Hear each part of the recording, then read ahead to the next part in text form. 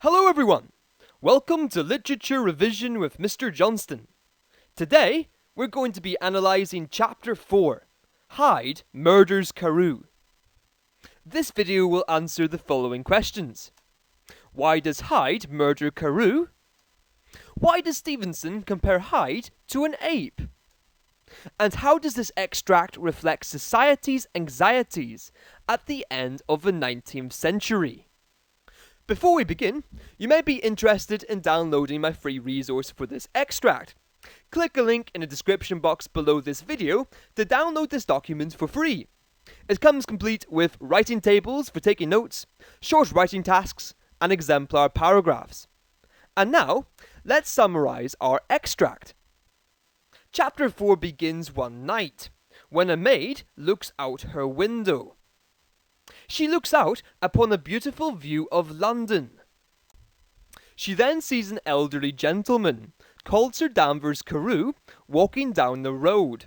Carew is a well-known member of Parliament. She next sees a dark figure approaching Carew. This is Mr. Hyde. The two men begin a conversation. Mr. Hyde suddenly clubs Carew to the ground with his cane.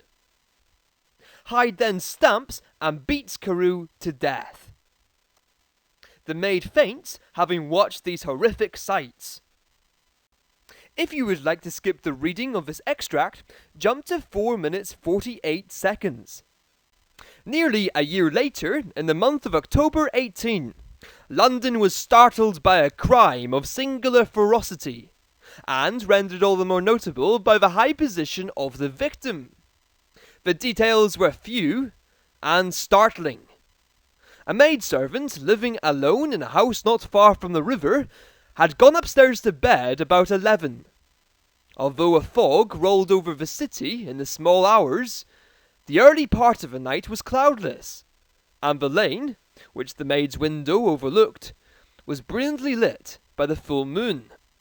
It seems she was romantically given, for she sat down upon her box, which stood immediately under the window, and fell into a dream of musing. Never, she used to say with streaming tears when she narrated that experience, never had she felt more at peace with all men, or thought more kindly of the world. And as she so sat, she became aware of an aged and beautiful gentleman with white hair, drawing near along the lane, and, advancing to meet him, another and very small gentleman, to whom at first she paid less attention. When they had come within speech, which was just under the maid's eyes, the older man bowed, and accosted the other, with a very pretty manner of politeness. It did not seem as if the subject of his address were of great importance. Indeed, from his pointing, it sometimes appeared as if he were only inquiring his way. But the moon shone on his face as he spoke, and the girl was pleased to watch it. It seemed to breathe such an innocent and old-world kindness of disposition, yet with something high, too, as of a well-founded self-content. Presently her eye wandered to the other, and she was surprised to recognize in him a certain Mr. Hyde, who had once visited her master, and for whom she had conceived a dislike. He had in his hand a heavy cane, with which he was trifling, but he answered never a word, and seemed to listen with an ill-contained impatience. And then, all of a sudden, he broke out in a great flame of anger, stamping with his foot, brandishing the cane, and carrying on, as the maid described it, like a madman. The old gentleman took a step back, with the air of one very much surprised, and a trifle hurt, and at that Mr. Hyde broke out of all bounds, and clubbed him to the earth, and, next moment, with ape-like fury, he was trampling his victim underfoot, and hailing down a storm of blows, under which the bones were audibly shattered, and the body jumped upon the roadway. At the horror of these sights and sounds, the maid fainted. This video is going to answer the following question. How does Stevenson present Hyde in this extract? Let's begin with our first idea. Stevenson presents Hyde as a villain who hates civilization and virtue. This savage attack is shocking for its violence alone, but it's Hyde's choice of victim, Sir Danvers Carew, that makes this crime so disturbing. Why would anyone want to hurt this old man? Why does Hyde kill Carew? Indeed, Sir Danvers Carew appears to be a kind-hearted and respectable gentleman. He has done nothing to hurt Hyde at all. Carew actually treats this villain with the utmost respect. Upon greeting Hyde, Carew bows and speaks to him in a very pretty manner of politeness. In this interaction, Carew treats Hyde with great courtesy. He bows to him and talks to him politely. It seems that Carew has done nothing to offend or insult Hyde. Carew treats Hyde with the utmost respect. And what does Hyde do to repay such politeness? He barbarically murders Carew. So, Stevenson uses juxtaposition here to contrast Carew's politeness with Hyde's barbaric violence. Carew treats Hyde with great respect, only to be savagely attacked and killed. Such a contrast between these two characters' behaviours makes this extract all the more shocking. Hyde's choice of victim also seems to suggest that this was a senseless and unprovoked attack. It would be different if Carew insulted Hyde. Then Hyde would at least have some sort of understandable and obvious reason for this attack. But, as it stands, Hyde has no obvious motive for murdering Carew. But we can find a motive for this savage attack if we take a look at what Carew represents. So let's now analyse Carew's character and think about why he might be hated by Hyde. It seems that Carew represents two different things. First of all, Carew represents virtue, and secondly, Carew represents civilization. I will now demonstrate this. Stevenson presents Carew as a virtuous and civilized character through describing his appearance. Carew is an aged, beautiful gentleman with white hair. Now, let's first of all zoom into this colour, white. The colour white is associated with innocence. This description seems to suggest that there is a purity about Carew. He seems to be a good man with an unblemished character. Carew's white hair could also be a symbol of his wisdom. Carew appears to be an elderly gentleman who has gained a great deal of experience and understanding throughout the many years of his life. Indeed, Carew's appearance seems to breathe an innocent and old-world kindness of disposition. Now, this is a strange description, so let's slowly break it down. What is Stevenson suggesting here? Well, let's first of all look at this idea that Carew belongs to the old world.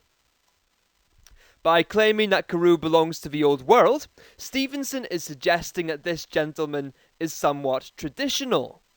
He belongs to a world that is now disappearing at the end of the 19th century. Now, Stevenson writes that Carew had an old world kindness. In other words, Carew follows an old world or traditional morality characterized by kindness and benevolence. And this is a morality that is slowly disappearing from the modern world. There's not many people like Carew anymore. He is a reminder of a kinder and more innocent society. So perhaps Carew represents the virtues of innocence and kindness that seem to be disappearing from a modern world. As we can see, Carew represents two different things. First of all, Carew represents virtue. He is a kind, innocent, and gentle old man. And secondly, Carew represents civilisation. He is a sophisticated and respectable member of Parliament. So we've now analysed Carew's character. Let's now go back to Mr. Hyde. We were trying to answer this question. Why does Hyde kill Sir Danvers Carew? Well, we can now say this. Perhaps Hyde kills Carew because he hates everything that Carew represents. Let me explain. Carew and Hyde are both opposites. Whereas Carew is a sophisticated and respectable gentleman, Hyde is an animalistic ruffian. Whereas Carew is virtuous, Hyde is pure evil. Whereas Carew is kind, Hyde is malicious. As a member of Parliament, Carew belongs to the social elite, while Hyde belongs to the criminal underworld. And finally, Carew is the novel's symbol of virtue and civilization, whereas Hyde is the novel's symbol of evil and barbarism. So, as you can see, Carew is the opposite to Hyde. So Hyde kills Carew because he hates everything that Carew represents. Hyde is filled with rage as he observes Carew's polite behaviour and virtue. Carew symbolises everything that Hyde despises. So Hyde's act of murdering Carew is highly symbolic.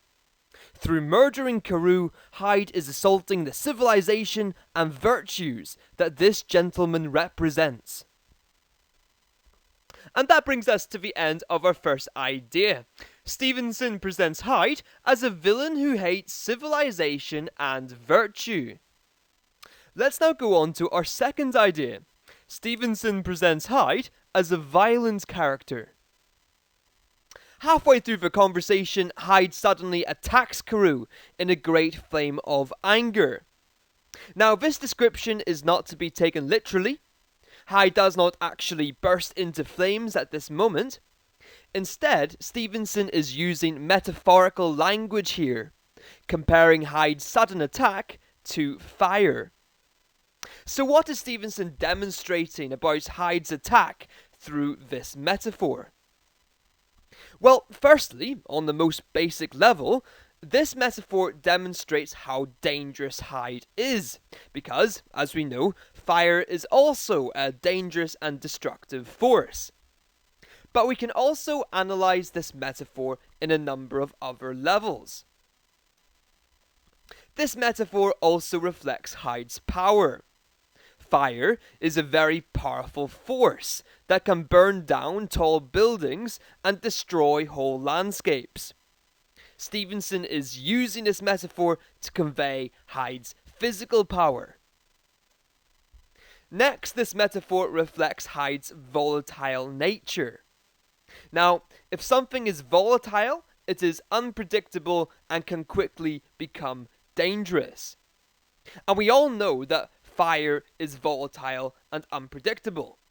A small campfire that gets out of hand can quickly escalate and burn down a whole forest. Now, Stevenson uses this metaphor to demonstrate that Hyde shares fire's unpredictable and volatile nature.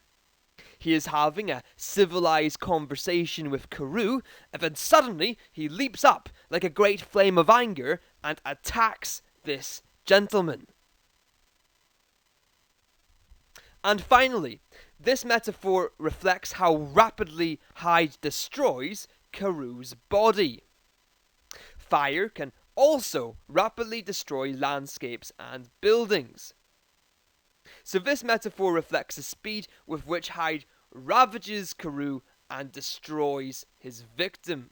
Within a few seconds, Carew is left as a mutilated and bloodied body on the ground. So, all in all, this metaphor reflects the ferocity and violence of Hyde's attack. Stevenson next writes that the maid could hear Carew's bones being audibly shattered by Hyde's assault. In other words, the maid could hear Carew's bones breaking from her window. Now, Stevenson uses oral language to make this description all the more disturbing. Oral language refers to language that describes sounds. This description suggests that Hyde is hitting Carew with such force that the old man's bones are shattering. Now, I think this language reveals something truly disturbing about Hyde. Hyde is not satisfied with simply murdering Carew. He wants to destroy Carew. He wants to break every bone in the old man's body. This is a horrific display of a hatred that Hyde holds for this gentleman. This moment is undoubtedly the novel's most shocking example of Hyde's violence. We've now finished looking at our second idea. Stevenson presents Hyde as a violent character. Let's go on to our third and final idea. Stevenson presents Hyde as an animalistic character. Hyde attacks Sir Danvers Carew with ape-like fury. This metaphor compares Hyde's anger to the fury of an ape.